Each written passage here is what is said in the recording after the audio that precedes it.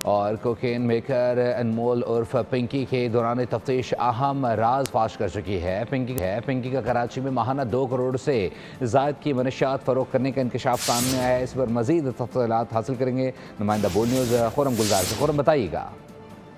دیکھیں، انمول پنکی کی تفتیش کی اہم جو انکشافات ہیں وہ سامنے آنے لگے ہیں۔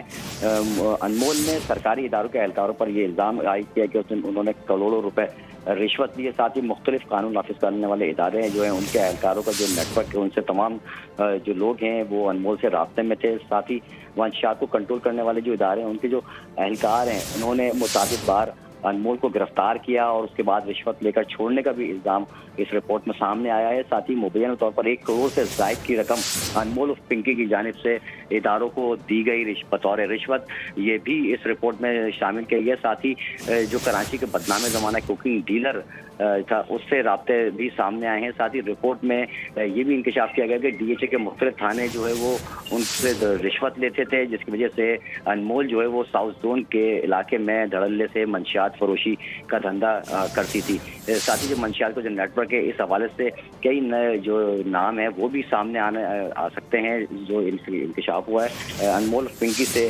تفتیش کی جا رہی ہے۔ مزید جو اس حوالے سے جو انکشافات ہیں وہ سامنے توقع ہے کہ وہ آئیں گے۔ پولیس اہلکاروں کے جو گٹھ جوڑ ہیں ان کے حوالے سے بھی اب جو تحقیقات جو ہے وہ اس کا سلسلہ شروع کر دیا گیا ہے اور وسیع جو اس کی جو تحقیقات ہے اس کو بھی دائرہ وسیع کیا جا رہا ہے، کیونکہ جو اہلکاروں کے ملوث ہونے کے اس میں شواہد سامنے آئے ہیں۔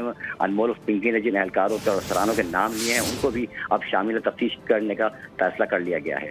جی بہت شکریہ خرم اپڈیٹ کرنے کے لیے۔